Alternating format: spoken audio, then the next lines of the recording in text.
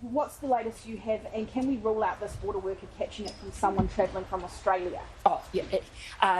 Yes, all of the signs here pointing very much to the fact that this was a border worker who did work in an environment where they were coming into contact with the planes that are used to transport people from red zones, so from high-risk countries.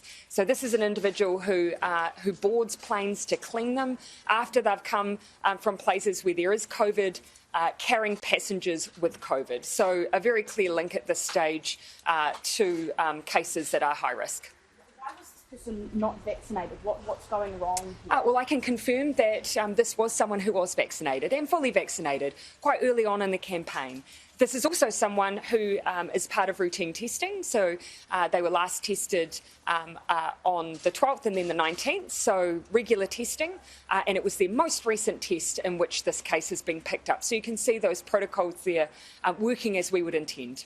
Have you spoken to the Australian Prime Minister about this, given the trans-Tasman bubble has just opened? Oh, look, and look, when we opened on both sides, we of course knew that we would continue to have cases connected to our border. In fact, when we announced the date for opening the trans-Tasman bubble, Queensland was dealing with cases linked to its border. So we accept that's going to be part of our journey together. I think Australia accepts that.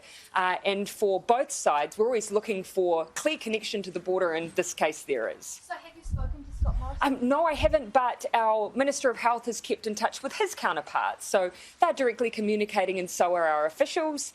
Everyone, therefore, knows the case we have and that it's connected to the border. And these are the kinds of scenarios where we would anticipate movement continuing. And in terms of contact tracing, how is that progressing? So obviously we've just, the cases we've just been informed about today, usual protocols kicking in. So all of the contact tracing is underway.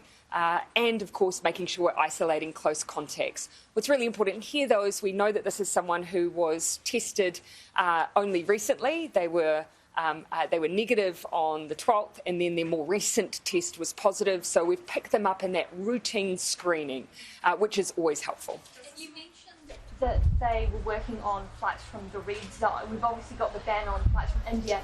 Will this mean that other zones are potentially banned as well? I mean, look, the reason this person was part of our surveillance testing was because they were working in an area that we consider to be high risk. You know, they are coming in contact with the planes that are carrying passengers from high-risk countries, and so that is, you know, a place where our workers, you know, they are in the kinds of roles that means they need to be tested, they need to be vaccinated, but they also need to be thanked for the job that they do because of the risk that it carries. And look,